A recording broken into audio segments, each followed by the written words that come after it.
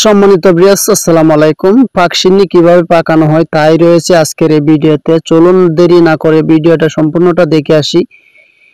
তার আগে ছোট্ট একটি রিকোয়েস্ট, যারা আমাদের পেজটি এখনো ফলো করেন না অবশ্যই ফলো করে যাবেন। আর ইউটিউব চ্যানেল থেকে দেখে থাকলে অবশ্যই ইউটিউব চ্যানেলটি সাবস্ক্রাইব করে পাশে থাকা বেল আইকনটি বাজিয়ে রাখবেন, কেননা প্রতিনিয়ত এরকম নিত্য নতুন ভিডিও পেজে বা ইউটিউবে আপডেট দেওয়া হয়। তাহলে চলুন ভিডিওটা দেখে আসি।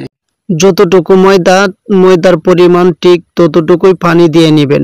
তারপর যেই কাজটি করবেন, পানিতে মশলাগুলা দিয়ে নেবেন, যেমন এলাচি, দারচিনি, তেজপাতা আমরা যেভাবে দিয়েছি ঠিক এইভাবে দিয়ে নেবেন। তারপর যেই কাজটি করতে হবে, মশলা ও পানিটা যদি ফুটান্ত গরম হয়ে আসে তারপর চিনিটা ঢেলে দিবেন। তারপর চারপাশ থেকে দাউ দাউ করে আগুন দিয়ে দিবেন যেন ফুটান্ত হয়ে যায়। তারপর বেশি করে লাড়া দিয়ে নেবেন যেন চিনি আর পানি এক হয়ে যায়। তারপর মশলার ও চিনির পানিটা ভালোভাবে ছেঁকে নেবেন যেন ময়লা না থাকে। তারপর শুধু পাতিলটা বসাবেন, বসিয়ে এইভাবে তেলটা দিয়ে নেবেন।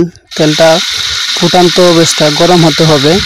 গরম হওয়ার পরে ময়দাটা দেওয়ার পর ভালোভাবে গেঁটে নেবেন যেন গুটি গুটি না থাকে, তাহলে পাকশিন্নিটা ভালো হবে না। তারপর যেটা করতে হবে, যেই শিরাটা রাখছিলেন চিনির, সেই শিরাটা এখানে দিতে হবে। তারপরে হয়ে গেল পাকশিন্নি। মাশাআল্লাহ, খুব সুন্দর সিন্নিটা আমরা পাকাই নিলাম। এভাবেই সিন্নি পাকানো হয়। যারা না জানেন অবশ্যই এই ভিডিও দেখে শিখে নেবেন। অবশ্যই শিখতে পারছেন আশা করি। সকলেই ভালো থাকবেন। আসসালামু আলাইকুম।